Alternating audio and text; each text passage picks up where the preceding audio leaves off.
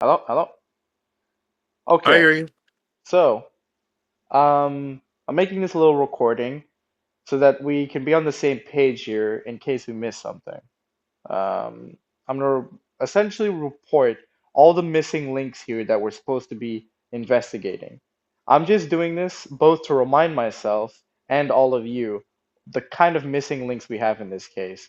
I have them written down, but it's so out of order that even I get confused a little bit, especially since a lot of stuff has changed.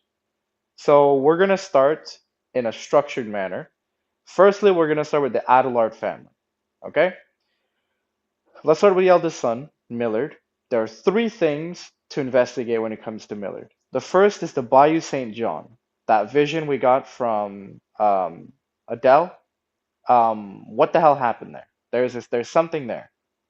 Then there's the alleyway, which was very close to Bourbon Street, not really that far from the Lamplight Bar, now that I think about it, where his clothes, his bloodstained clothes, were found.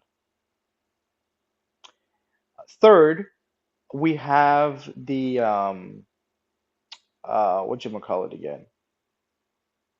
The private detective who was investigating Millard, hired by Bertrand, if you remember. Now, you guys had a card from that detective that you guys took during that case, which hasn't been brought up yet. Salt was the one who took it. So that's something to pursue eventually, maybe. These are the three things relating to Millard. There's also technically evidence you guys have gathered. If you remember, Salter requested the personal computer of his to come back, right? So there you'll be able to investigate that. It's been a few weeks. Talk to Bertrand about that. Then there's also his notebook, which is a veritable clue. It's not essential in this chapter to do that. These are like the computer and the book are technically side quests. They aren't that important yet. It's for later. For now, just finishing up on Millard's case is what happened to him is more important. There's also the reason why vampires, if you remember, when you guys interviewed Daniel, why they were pursuing Millard in the first place. So think about that, review that part again. So moving on to the second son, we have Lucas. There's been some new information about that guy. Firstly, the painting. If you remember Daniel's testimony, he said the painting was being sold at an auction, and there are a lot of people trying to get their hands on it. Review his conversation again as to why so many people are interested in that painting. The second thing is the Dimitri's account.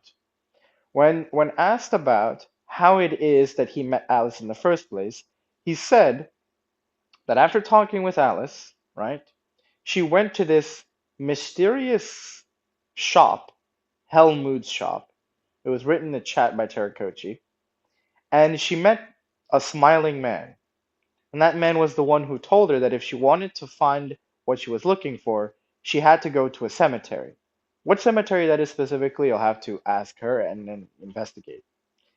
But essentially, Dimitri said that by the time she dug up the grave, one of the graves there, the only thing in the grave was Lucas's head. So there's that to consider. Then we have Pascal. He's ironically the most mysterious. We don't know anything about what happened to him. I will tell you right now, it's not essential to find out what happened to him yet, but you could probably get a head start if you have time to try and investigate what happened. So there isn't much to go off of. Even Alice doesn't really know, and whatever Pascal knew disappeared along with him. So for now, that might be a dead end. Maybe if we have Millard's case and we have Lucas's case, we'll be able to cross-reference and find out something about Pascal. But for now, that's all.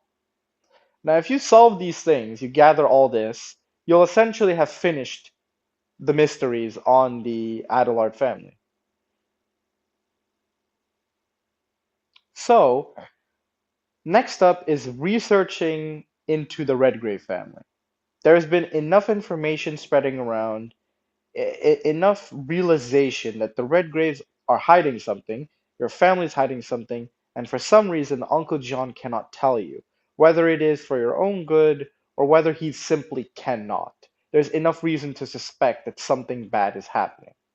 The only person who can help you find out about the past of the Redgraves is, unfortunately, Adele. Her ability to review memories and from the past is essential. You have to find items that are valuable, close mementos of the Redgrave family. There are a few that are already in your possession. For example, we have Hector's glass eye, Hector's shotgun, which has to be recovered by Thierry Henry. We have the picture set of Maya, which has her personal belongings in that box that Sai has, given to him by Hermes. We have Hermes's real estate book, his accounting book, which was handwritten by him and is a ledger filled with estate owned by him specifically. Investigating the house in Violet, going back there to try and recover stuff in the family house. There are items there also belonging to the family that can be used. For now, I'm not going to tell you what they are because you haven't found them yet, but they're there. So investigating the house and going back to the scene of the crime, so to speak, is the essential step for going further. There you can start to uncover the missing pieces you don't yet have. And then lastly, the last part of this whole investigation series is your personal lives. That choice, you guys had a rough talk about it. I don't think you guys completely had a talk about it, but it's where to take your futures from here. Remember that you guys talked about this briefly, whether you're going to live the full life of a hunter or whether you're going to essentially try to live a double life by doing a normal job or something, or keeping those connections close. Now, some of you have it better than others. For example, Salter has a job, a LumCon interview. LumCon has to do with the Marine Trench, the Bob biopreservants and stuff like that. A job interview here in New Orleans, so he can stay here. As he works as a construction worker, here, technically a demolitions expert as well, in New Orleans. If you remember the very first session, in his scene, there was a tragic accident where a warehouse right next to them exploded for some reason, and he had his whole mysterious thing. There is that to investigate as well. See what happened to his coworkers and find out why the hell that happened. There is the when it comes to Ulti, the accounting problem. If you remember the first session in Ulti's scene, he found out that a lot of money was being transferred over here to New Orleans for some reason from the bank. Accounting records that don't make sense. And then, of course, we learned of Magadon Trust, which might have been the bank that sent Millard some sort of invitation. We're not sure about that. It might also have ties to this mysterious Giovanni family who was mentioned by Dimitri. There is scarce information about them. We have to consider there wasn't anything mysterious for Sai. He chose to be with the family. Um, Let me think about this. Neith's dead, Logic's disappeared. His story is technically not over, but it's not exactly relevant to the overarching plot, so we can skip past that. Who am I missing? Oh yes, Terracochi.